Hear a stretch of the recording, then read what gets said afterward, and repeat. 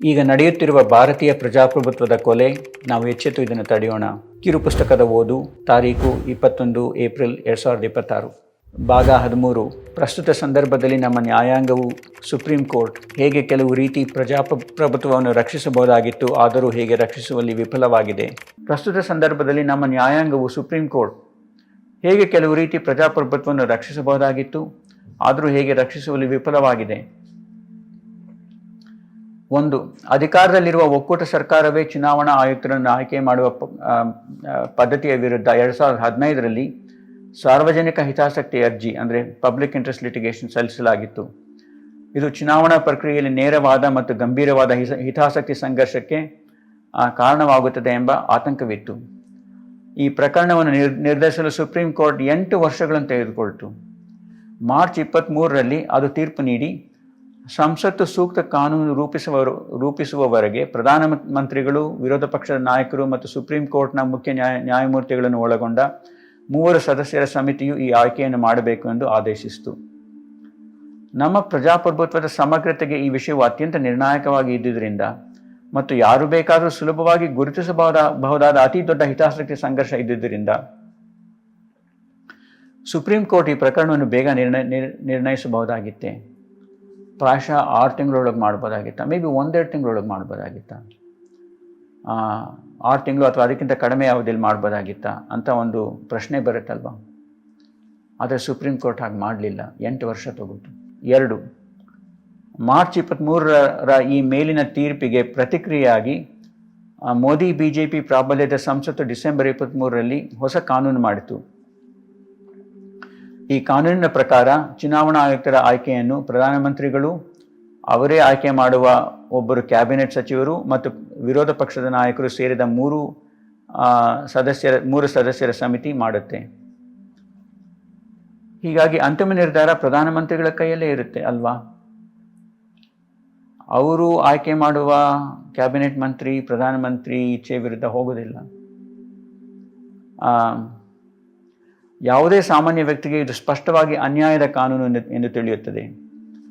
ಕೂಡಲೇ ಈ ಕಾನೂನನ್ನು ಪ್ರಶ್ನಿಸಿ ಸಾರ್ವಜನಿಕ ಹಿತಾಸಕ್ತಿ ಅರ್ಜಿಗಳನ್ನು ಸಲ್ಲಿಸಲಾಯಿತು.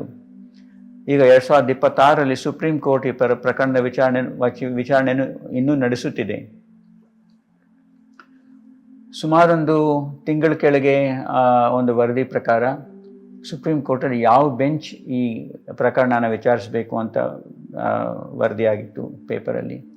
ಅದಾದಮೇಲೆ ಇತ್ತೀಚೆಗೆ ಕೆಲವು ದಿನದ ಕೆಳಗೆ ಇನ್ನೊಂದು ವರದಿ ಬಂದಿತ್ತು, ಇದರ ಬಗ್ಗೆ ವಿಚಾರಣೆ ಶುರುವಾಗಿದೆ, ಒಂದು ಬೆಂಚ್ ತೀರ್ಮಾನ ಆಗಿದೆ, ಶುರುವಾಗಿದೆ ಅಂತ. ಈ ಪ್ರಕರಣದ ಅಂತಿಮ ವಿಲೇವಾರಿ ಬಾಕಿ ಇರುವಾಗ ಈ ಕಾನೂನಿನ ಅನುಷ್ಠಾನಕ್ಕೆ ಯಾವುದೇ ತಡೆಯಾಜ್ಞೆಯನ್ನು ನೀಡಿಲ್ಲ.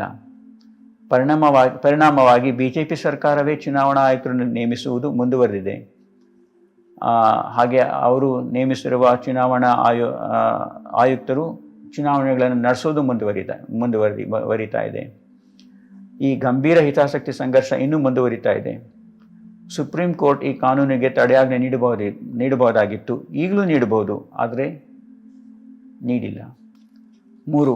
ಚುನಾವಣಾ ಆಯೋಗವು SIR ಪ್ರಕ್ರಿಯೆಯನ್ನು ಘೋಷಿಸಿದಾಗ ಇದು ಪ್ರಜಾಪ್ರಭುತ್ವದ ಮೂಲಭೂತ ಮತ್ತು ಕೇಂದ್ರೀಯ ಆಶಯಗಳಿಗೆ ವಿರುದ್ಧವಾಗಿದೆ ಎಂದು PILಗಳನ್ನು ಸಲ್ಲಿಸಲಾಯಿತು.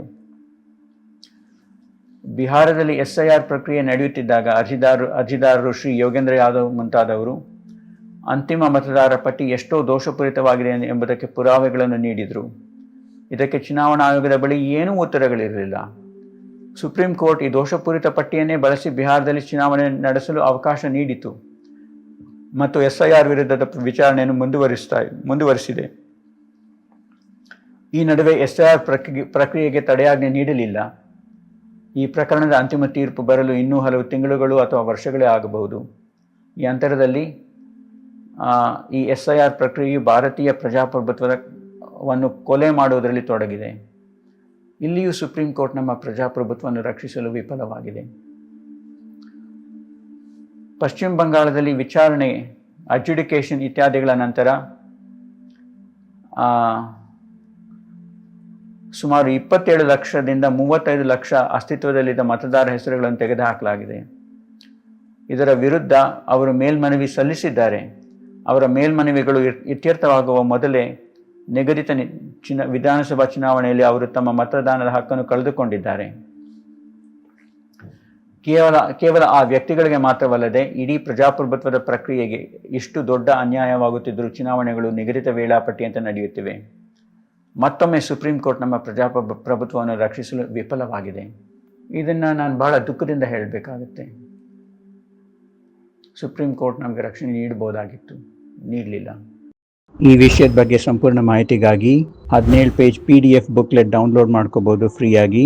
kannadaindians.com/SIR ಅಥವಾ democracy in danger -English ಅಥವಾ ಕನ್ನಡ.